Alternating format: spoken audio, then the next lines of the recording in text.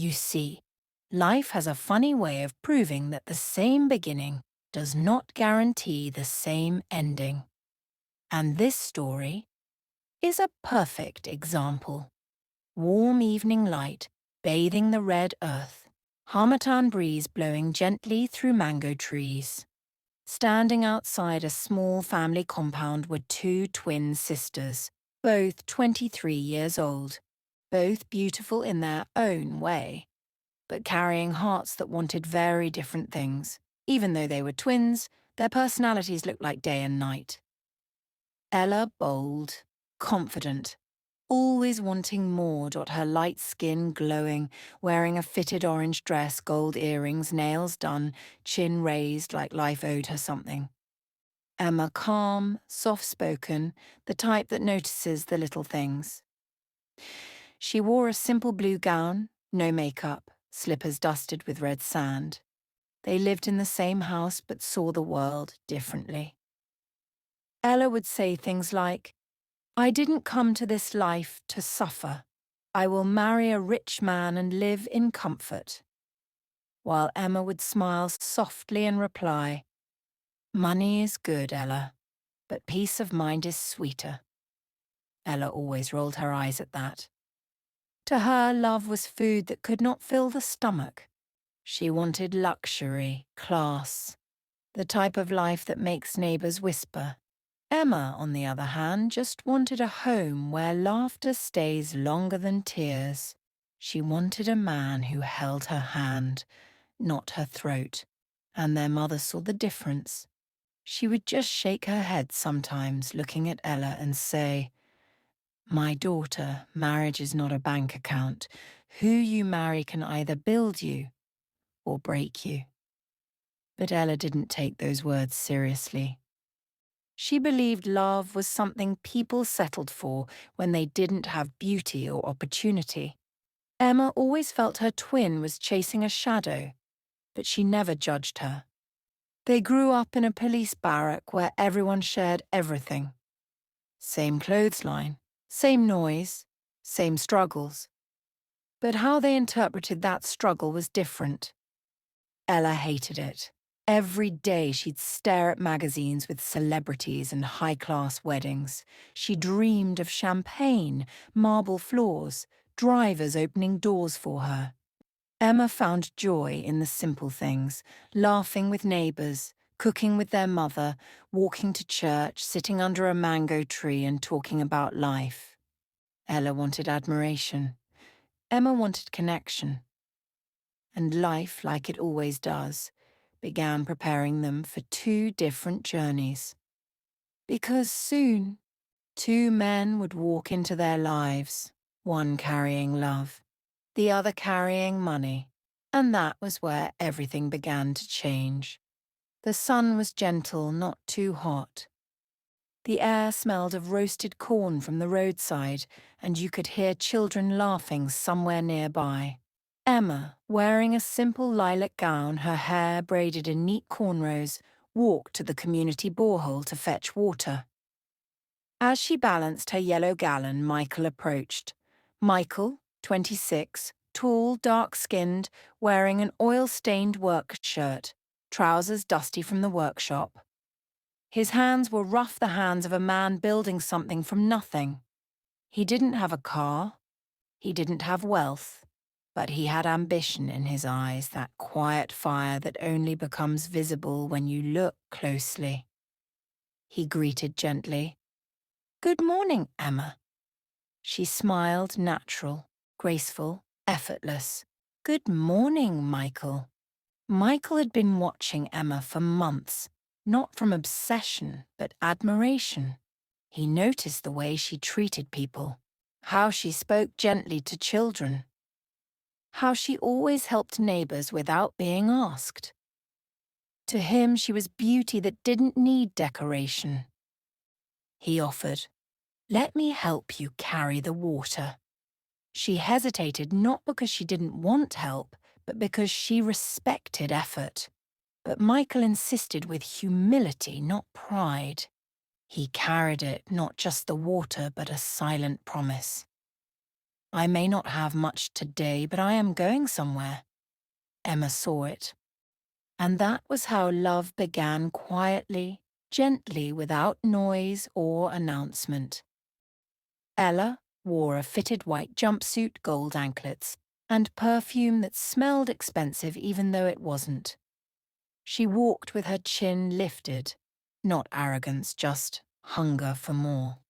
She went to help her friend serve drinks at a politician's fundraising gathering, Independence Layout. That was where she saw him. Chief Obinna, 52 years old, wealthy, influential, a widower with 2 grown children. He wore an immaculate white senator attire, wrist-heavy with a gold watch. He moved with the calmness of a man who never heard no in his life. The moment he saw Ella, he didn't smile.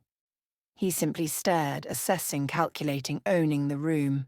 When their eyes met, Ella felt something she had never felt before. Security, status, entrance into a bigger world. Chief Obinna spoke slowly, like every word was intentional. "What is your name, beautiful one?" Ella replied, steady, confident as though she had been waiting for this exact moment. "My name is Ella, sir." He nodded once, approving, claiming, "I would like to know you better. Not love, not kindness, not affection, possession." But Ella didn't see that. She was impressed by his wealth and influence. She saw him as someone who could give her the comfortable lifestyle she always dreamed of. She didn't think much about the age difference or his past. The financial security attracted her more than anything else.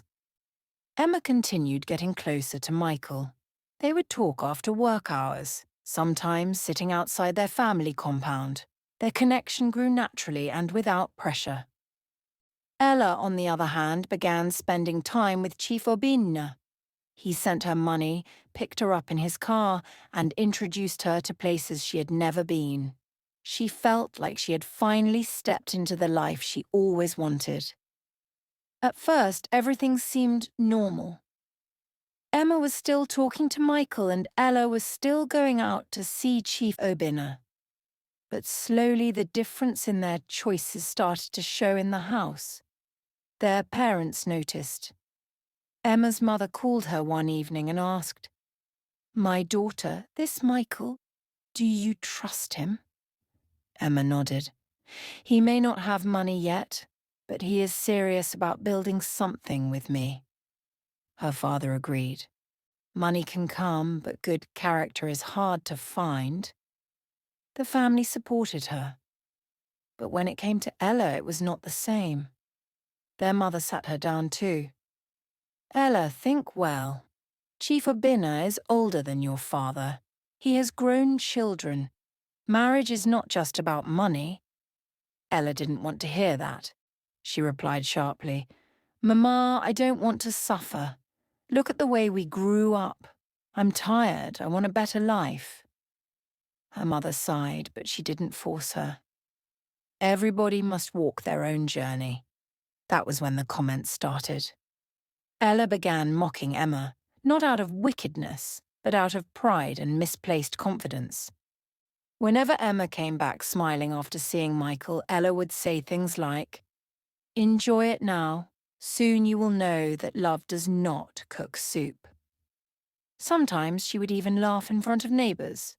"My sister wants to marry a mechanic. Let us see how far pure love will take her." Emma didn't respond. Not because it didn't hurt, but because she chose peace. She believed time would answer for her. The twins who used to tell each other everything slowly stopped talking. Emma didn't want to feel looked down on. Ella didn't want to be advised. They still lived under the same roof, ate the same meals, but their hearts were no longer together. They weren't fighting. They just drifted. One day, Emma said something small. "Ella, I miss when we were closer." Ella shrugged. "We're growing up. Everyone must face her own life." And that was when Emma understood. Their relationship had changed. Not because they stopped loving each other, but because they chose different values, and values shape distance. Time moved fast. Before anyone knew it, Ella was preparing for her wedding with Chief Obinsha, and Emma was preparing for hers with Michael. 2 weddings, same family, but completely different worlds. Ella's wedding was the kind that makes people talk for weeks. A big hall in town, decor everywhere, live band, caterers moving up and down. People from all walks of life came, politicians, businessmen, society women. Even Ella walked like someone who had won. When she arrived at the venue, people whispered, "Ah, so this girl finally made it. See her husband. Money is good, oh. Her life has changed, and truly it looked like it had. She wore expensive lace. Her bridesmaids looked like they stepped out of a magazine. There was food everywhere, drinks flowing, cameras flashing." Ella's smile was wide. She believed she had chosen the better path. But in all that noise, something was missing. There was no laughter from her heart, only performance. Now Emma's wedding was on a completely different level. A small church, plastic chairs in the compound, family cooking jollof in big pots behind the house, children running around with their slippers making noise. No big decoration, no expensive ashobi. Just a wedding built on sincerity. Michael didn't have much, but he stood tall that day. When Emma walked in, he looked at her like she was the only woman alive. No cameras were needed to capture that. The people there were few, but they were happy. They clapped, they prayed, they laughed, they danced. Emma didn't wear luxury, but she glowed with peace. Of course, people compared. Some neighbors were saying, "Ella is the wise one. She knows life. Emma just wants to suffer with that mechanic. Love is good, but love without money will test your eyes." Others defended Emma quietly. Peace is better than wealth that doesn't come with rest. But people will always talk. The world never agrees on what is truly valuable. Emma and Michael rented a small one-room apartment with a leaky roof and a window that barely closed. But every morning, Michael would wake up first, sweep the compound, warm water for Emma to bathe, and leave small notes like, "Thank you for choosing me." Emma would smile every time.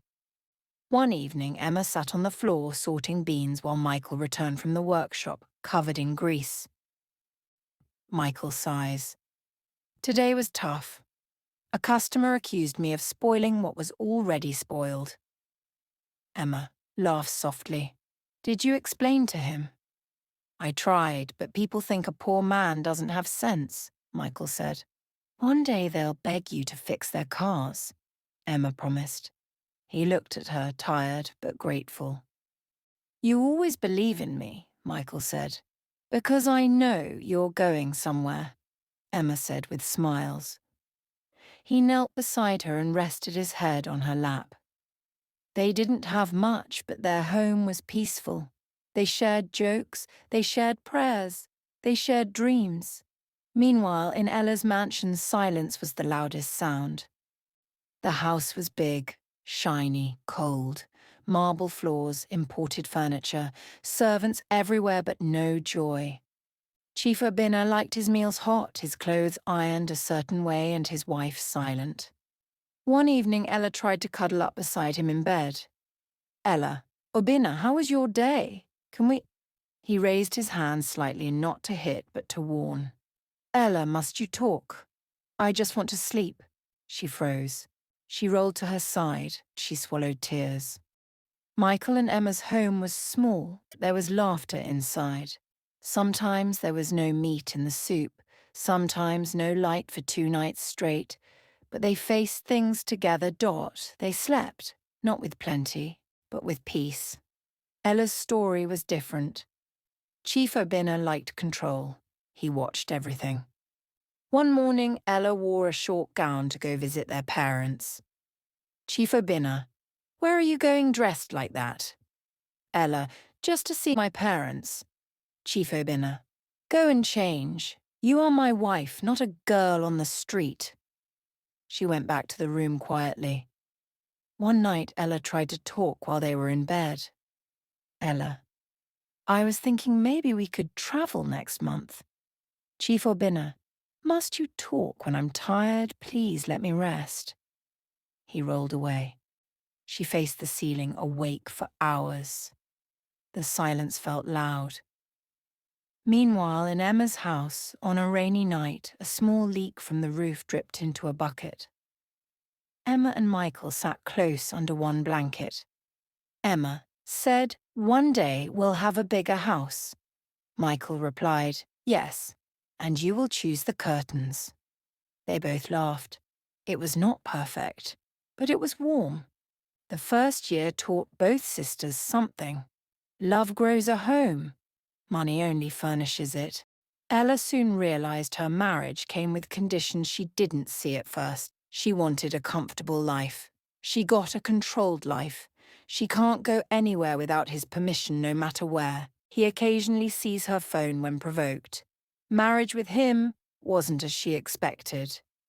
Michael decided he wanted more from life. One evening after dinner, he sat with Emma. "I want to start night school. I want to learn more about auto engineering. I want to upgrade."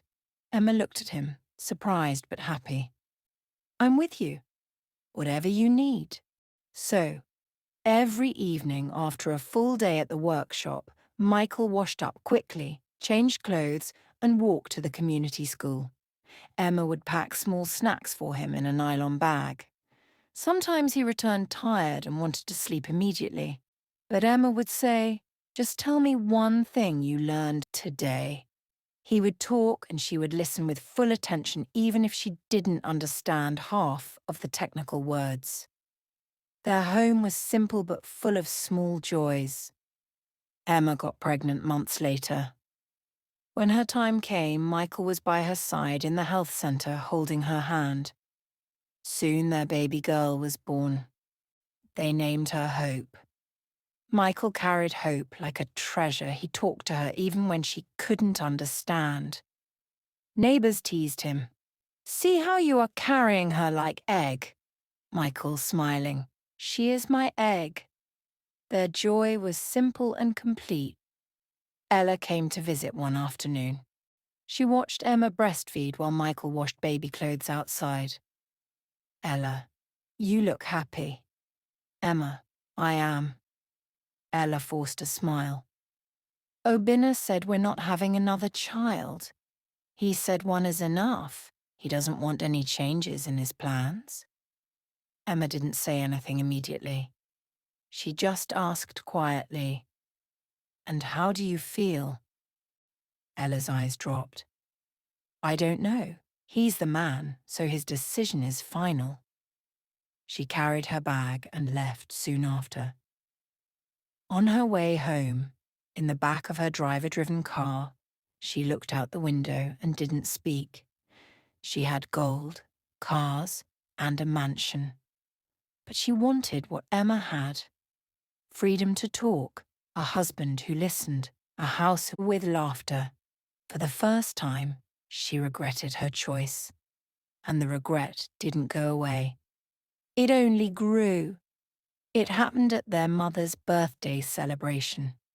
The compound was full of people, uncles, aunties, neighbors, family, friends.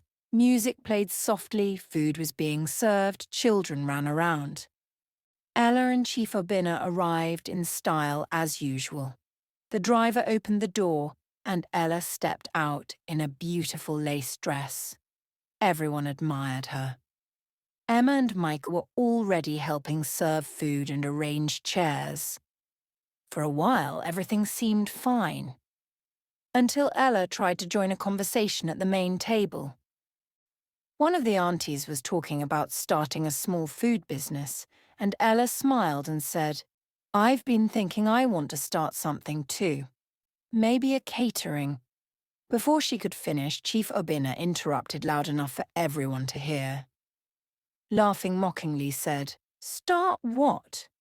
With whose money? You sound dumb." You can't even manage your own home properly. Let's not embarrass ourselves here." The table went silent. Ella's smile froze. The aunties looked down. Her father coughed awkwardly. Her mother's face fell in embarrassment. People nearby pretended not to hear, but they heard. Ella swallowed hard. Her eyes glistened, but she blinked fast to stop tears from falling. She stood up quietly and walked away toward the backyard. Emma saw it. She excused herself immediately and followed her sister. She found Ella standing behind the kitchen, holding her lace tightly, fighting tears. Emma didn't speak at first. She just walked close and stood beside her. Ella's voice broke. "Emma, he talks to me like I'm nothing." Emma slowly put her hand on Ella's shoulder. "I know, I saw." Ella's tears began to fall. "Ella, I thought I chose well. I thought I was wiser than you. I judged you. And look at me." Emma turned her gently and hugged her. "Ella, we all learn differently. No one is better. No one is foolish. Life just teaches us at different times," Emma said. Ella cried harder, gripping Emma's wrapper like someone holding onto the last piece of safety. "I want my life back. I don't laugh anymore. I don't talk. I don't breathe." Emma rested her chin on her sister's shoulder. "You are not alone. I am here. I never left." Emma comfort. For the first time in years, the twins were not comparing, not competing, just sisters leaning on each other. That backyard conversation stitched something back together, something that had been torn since the day they chose different paths. The world didn't see the healing, but the healing had begun. Ella didn't decide it in advance. It happened on a quiet morning. She woke up, sat on the edge of her large bed, and stared at the wall. Chief Abina had gone out early without saying goodbye. The house was silent, the kind of silence that doesn't feel peaceful, only heavy. She stood up, packed a small bag. A few clothes, her skincare set, then she walked downstairs. The driver asked, surprised, "Madam, where to?" Ella didn't raise her voice. "My parents' house." The driver nodded and drove. Time passed. Michael finished his night school. He later took a course on automobile diagnostics. With the help of his steady contract job, he opened his own workshop. Eventually, a small factory partnered with him. He became known as one of the best engineers in the area. He built a comfortable home for themselves. Emma opened a big supermarket. They weren't rich in a flashy way, but they were comfortable, respected, and content. Hope grew older, healthy and cheerful, always running around the compound. Ella chose herself. She moved into a modest apartment near Emma. She started a catering service quietly, step by step. At first, she sold food trays to offices. Then event orders started coming. She became known for being reliable and neat. She stood on her own feet, something she had never imagined herself doing. She began to smile again. A real smile this time. One evening, many years later, the two sisters sat under the old palm tree in their parents' house. The compound was calm. The sun was going down. Hope, now older, played somewhere not too far away. Ella rested her head on Emma's shoulder. "Emma," Ella called. "Yes?" Emma responded. "Life taught me in a hard way." Emma smiled gently. "Life teaches differently, but we learn." Ella sighed. "Remember when I used to say you would suffer?" "I remember," Emma said. "I thought loud weddings meant happy marriages. I thought money meant peace." Ella said. Emma didn't rush to respond. She looked at the sky, then spoke slowly. Love is not how loud life looks. It is how warm it feels. Ella closed her eyes. Yes, I know now. They stayed quiet for a while. No competition. No comparison. Just understanding. Two lives that took different roads, but somehow found their way back to the same place, side by side. Moral of the story: love can survive without money, but money cannot survive without love.